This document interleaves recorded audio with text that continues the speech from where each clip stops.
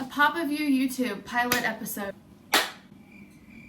I don't really know what I'm doing, but we're gonna try it out. And so today, I'm gonna talk about why I'm not sad my last baby turned 1 while I make applesauce, because I'm a mom. I have to do other things.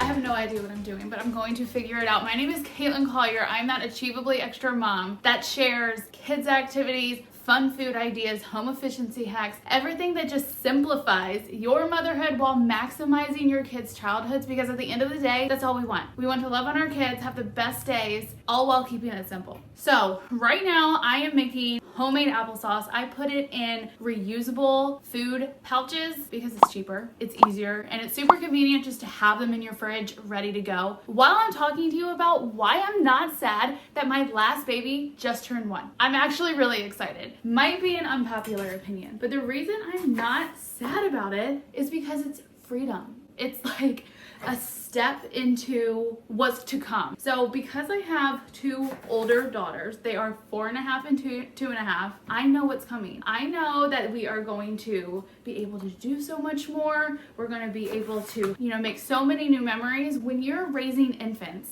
no matter how hard you try to not be restricted, you're restricted. You're restricted to continuous diapers, bottles, formula, pumping, all the things, nap time. Jimmy and I, my husband, maybe I shouldn't talk with a knife. Jimmy, my husband, and I swore up and down that we would never let nap time slow us down until it backfired, and then we became true nap time people. We would miss anything for nap time. We'd miss birthday parties. We'd have family reschedule things around our nap time because that's just the way it has to be sometimes. But eventually, we're not gonna have to have nap time anymore, and how freeing is that?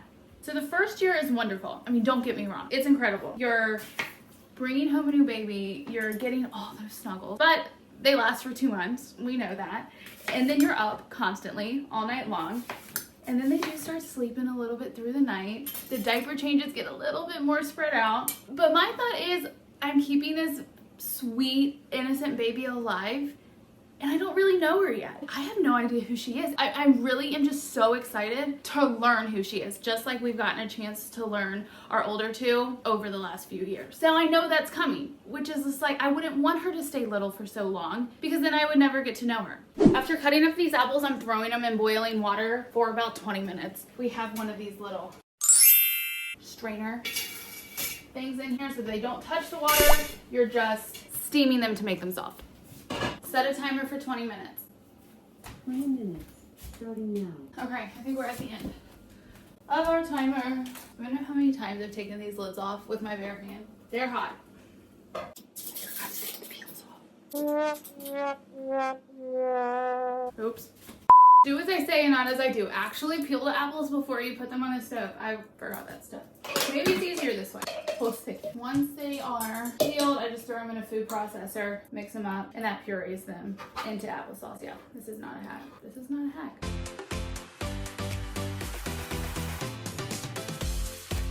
I might be onto something actually. Poke, scoop, and dump. Poke, scoop, and dump. Poke, scoop, and dump. Poke, scoop, and dump. Poke, scoop, and dump. What? Poke, scoop, and dump. Poke, scoop, and dump. Missed the ball.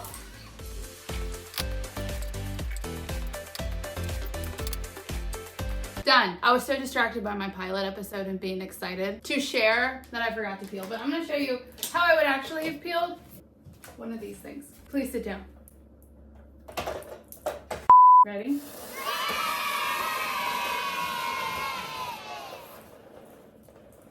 Hold your applause.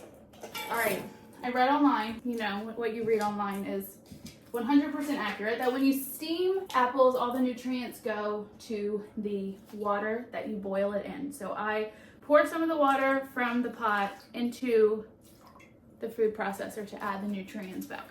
Sounds good to me. So for Finn's birthday, we started celebrating on Saturday. Her birthday was actually on Sunday, but Ever since Rue, my oldest, was born, I do not like celebrating with anybody but our family. I don't like parties on the actual birthday. I don't like being stressed. I don't like being frantic. Those few minutes before a party, no matter how much you prepare, you're gonna be frantic. I don't want that at all on my kid's birthday. I wanna enjoy every minute. So all the parties we do, day before, weekend after, that kind of thing. So Saturday we had double whammy. Her baptism followed straight by her first birthday party. Huge weekend, you know, with the extended family. Then going into Sunday, her actual birthday, we do birthday adventure days. It's become the best thing ever because now my 4-year-old expects them and helps to plan them. So Rue planned Finn's entire day, which was really fun because we've been doing birthday adventure days since she was 1 and they can't remember their first birthday. But now that they're getting older, another reason why it's so exciting that they're growing up is that they can be involved. So it was a rainy day. We woke up with donuts, saying happy birthday, presents, which the big girls opened. That was their favorite part. And then we got dressed and went to an indoor playground. We stayed for about 2 hours. It was awesome. There was this little toddler area where Finn could be released and play around. And then Rue chose Mexican, solely because Chick-fil-A was closed. It was Sunday. I got asked what my kids eat at Mexican. Cheese quesadillas, a la carte, 100%. What did we do next? Naps. We came back for naps. We don't skip naps, remember?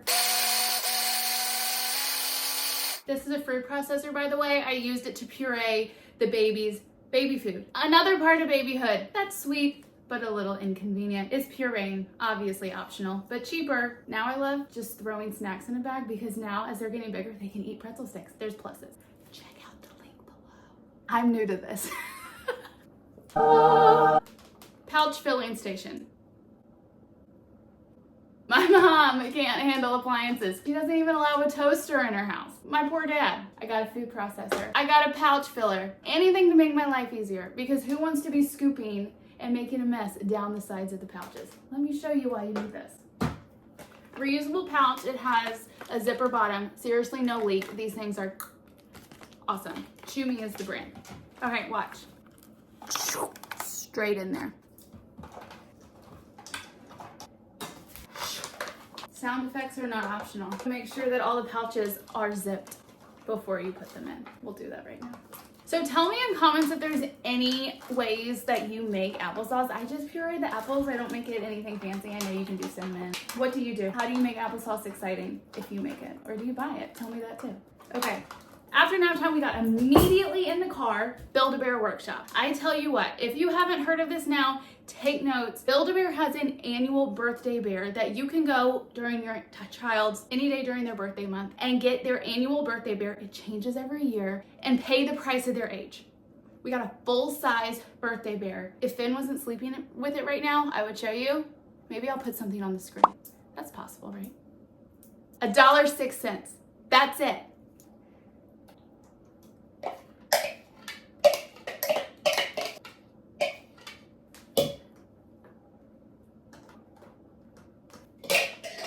Then we got our favorite pizza, came home, pizza, cake. We sung happy birthday about 15 times because why not?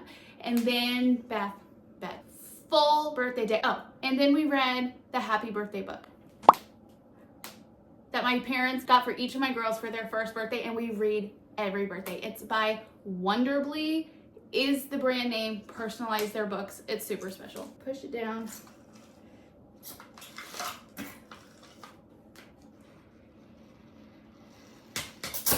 To make it even more achievable, another option is just to take it directly from a jar. From the daughter of a dental hygienist, make it unsweetened.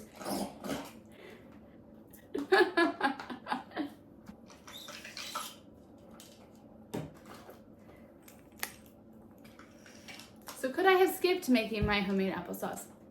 Potentially. Could I have started with just pouring store-bought applesauce? Absolutely. But what fun is that? Where's the top? Could I have bought my own pouches? Sure. But that's expensive. Each of these comes out to about 13 cents a pouch. These are easily over $1 in the store, so win for me. Throw them in the fridge, and it's an easy snack. Another reason why I don't necessarily get sad about the first birthday is because I don't end the chapter. I see people posting, I'm putting my baby to bed for the last time, like the night before their first birthday. I don't think like that. She's not gonna wake up any different than the day that I put her down. Yes, I reminisce about, you know, giving birth to her and the day in the hospital, and it's all very sweet, but she's still the same baby that I put to bed the night before, so I don't let myself get super emotional about that, and she's still a baby. 1-year-olds are still babies. They're not big kids. They're not toddlers. She's a baby. Still hip carrying all the time. Kind of looking forward to her walking. But anyway, all in this to say, I was present for every moment. I haven't spent a night away from her whole first year. I was there. I was committed. I saw it all. I took it in. I took in the sense, the feels, the everything. So I'm okay with it moving on. I'm okay with her growing up because it's what she wants. She wants to be a baby forever. So I guess let the lesson be to not focus so much on the past, but focus on the present and being there for every single moment you can. Take it all in. Take in every laugh, take in every first, take in all the hard moments too. You know, the tantrums, the crying, they're gonna pass so fast. It's just a moment in time. Take it all in, appreciate it, soak it all up, and then be okay to just move forward because honestly, the best is yet to come. It just gets better. Now, this was my first video. Like, comment, subscribe, share. Is that a thing on YouTube? All the YouTube things. And be on the lookout for a new video next week. Until then.